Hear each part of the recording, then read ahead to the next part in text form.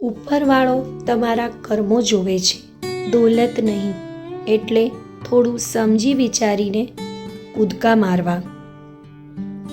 ભૂલ હંમેશા માણસના મગજને ભ્રમિત કરી દે છે. જો તમે ટ્રેનમાં ટિકિટ ના લીધી હોય તો સમોસા વેચવાવાળો પણ ટીટી જેવો દેખાય છે. જેની પાસે ધીરજ છે તે ઈચ્છે તે પ્રાપ્ત કરી શકે છે. આજકાલ ધૂળની જેમ ઉડતી રહે છે અફવાઓ. સત્ય જાણવા માટે થોડી ધીરજ રાખવી પડે છે સાહેબ. કેટલાક લોકો એવા બિલકુલ નથી હોતા જેવા એ દેખાવાનો પ્રયત્ન કરતા હોય છે. માટે આવા લોકોથી બચીને રહેવું. આ દુનિયામાં એક વસ્તુ બધાને સરખી મળતી હોય છે અને એ છે સમય.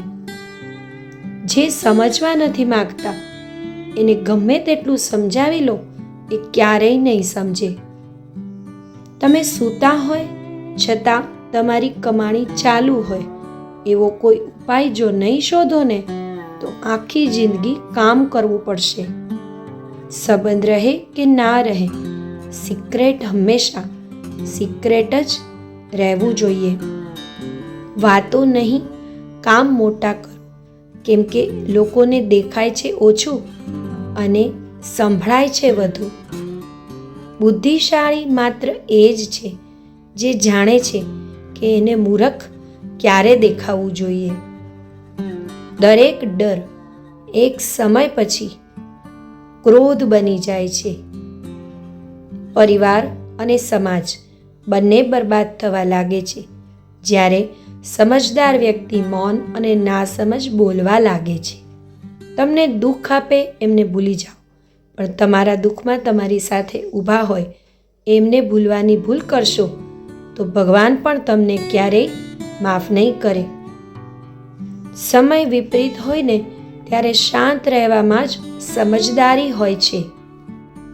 તમારું સ્વાભિમાન જો કોઈને અભિમાન લાગતું હોય તો ભલે એને લાગવા દો.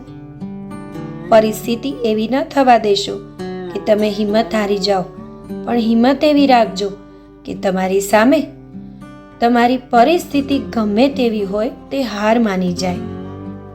પુણ્ય જો તમને છપ્પર ફાડીને આપી શકે છે તો પાપ થપ્પડ મારીને પાછું પણ લઈ શકે છે.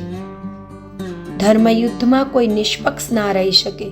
જે ધર્મની સાથે નથી ઊભા સમજી લેવું કે એ ધર્મની વિરુદ્ધ ઊભા છે.